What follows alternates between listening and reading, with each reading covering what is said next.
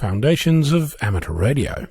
So, there's nothing on TV, the bands are dead, nobody's answering your CQ, you're bored and it's all too hard.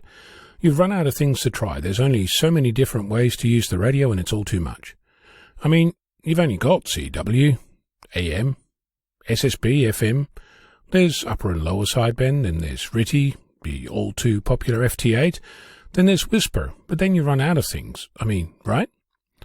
What about PSK31, SSTV, then there's AMTOR, Hellschreiber, Clover, Olivia, Thor, MFSK, Contestia, the long-time favourites of Echolink and IRLP, not to forget Fusion, DMR, D-Star, AllStar, BrandMeister, or APRS. So far I've mentioned about 20 modes, picked at random, some from the list of modes that the software Fldigi supports. Some of these don't even show up on the Signal Wiki, which has a list of about 70 amateur modes. With all the bands you have available, there's plenty of different things to play with, all the time. There's contests for many of them, so once you've got it working, you can see how well you go. Over the past year, I've been experimenting with a friend with various modes, some more successful than others. I'm mentioning this because it's not difficult to get started. Seriously, it's not.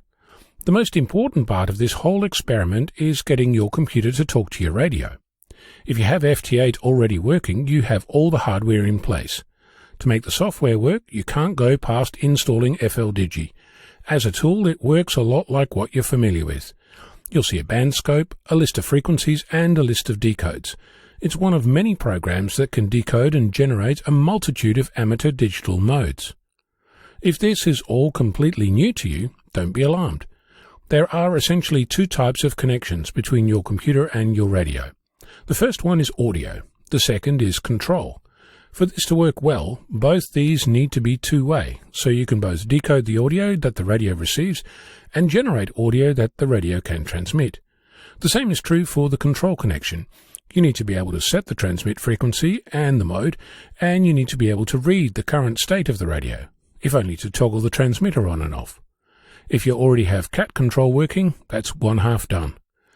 I've spoken with plenty of amateurs who are reluctant to do any of this.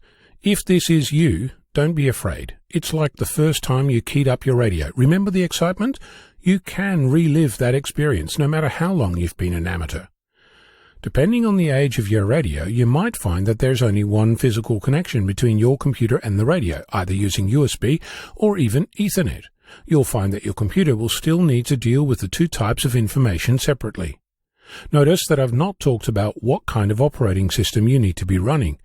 I use and prefer Linux, but you can do this on any operating system, even using a mobile phone, if that takes your fancy.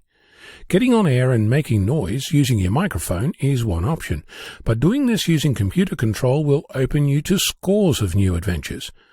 I will add some words of caution here. In general, especially using digital modes, less is more. If you drive the audio too high, you'll splatter all over the place and nobody will hear you. Well, actually everyone will, but nobody will be able to talk to you because they won't be able to decode it. If the ALC on your radio is active, you're too loud. WSJTX, the tool for modes like FT8 and Whisper, has a really easy way of ensuring that your levels are right. So if you've not done anything yet, start there. Another issue is signal isolation. What I mean by that is you blowing up the computer because the RF travelled unexpectedly back up the serial or audio cable and cause all manner of grief.